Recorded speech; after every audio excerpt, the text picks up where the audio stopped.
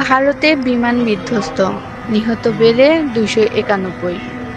ভারতের গুজরাটের আহমেদাবাদে স্মরণকালের ভয়াবহ বিমান দুর্ঘটনায় এ পর্যন্ত ২৯১ জন নিহত হওয়ার খবর পাওয়া গেছে। বিমানে থাকা ২৪২ আরোহীর মধ্যে ২৪১ জনই নিহত হয়েছেন। বিমানটি আছড়ে পড়েছিল সেখানকার বিজে মেডিকেল কলেজের ছাত্রাবাসে। এতে সেখানেও ৫০ জনের বেশি মানুষ মারা গেছেন। গুজরাটের উচ্চপদস্থ পুলিশ কর্মকর্তা বিধি চৌধুরী বার্তা সংস্থা রয়টার্সকে বলেছেন, দুর্ঘটনায় প্রায় ২৯৪ জন নিহত হয়েছেন। এতে কিছু শিক্ষার্থীও রয়েছে, যারা মেডিকেল কলেজের ছাত্রাবাসে ছিলেন। ভয়াবহ এ দুর্ঘটনা থেকে অলৌকিকভাবে বেঁচে গেছেন এক যাত্রী।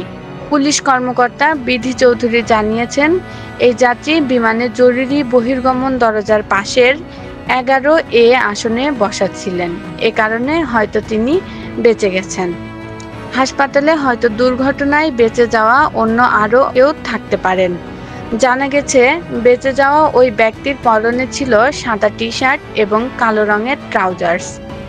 তার টি-শার্টের রক্তের ছোপ দেখা গেছে। তালিকা ঘেঁটে দেখা গেছে ওই যাত্রীর নাম বিশ্বকুমার রমেশ। বর্তমানে তাকে হাসপাতালে ভর্তি করানো হয়েছে। আহমেদাবাদ পুলিশের প্রধান GS মালিক জানিয়েছেন, দুর্ঘটনাস্থল থেকে ২০০টিরও বেশি লাশ উদ্ধার করা হয়েছে, যার মধ্যে বিমানের যাত্রী ছাড়াও ওই মেডিকেল কলেজের শিক্ষার্থীদের মরদেহ আছে।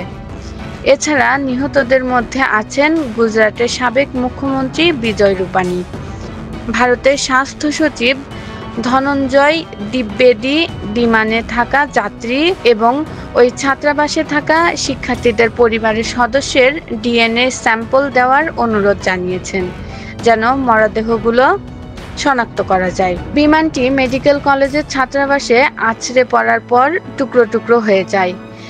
এটির লেজের অংশটি ছাত্রাবাসের একটি ভবনের ছাদে এখনো পড়ে আছে। বিমানটি ছিল বোয়িং ৭৮৭-৮ ড্রিমলাইনার, যা বিশ্বের অন্যতম আধুনিক বিমান। এর আগে বোয়িংয়ের এ মডেলের বিমান কখনো বিধ্বস্ত হয়নি।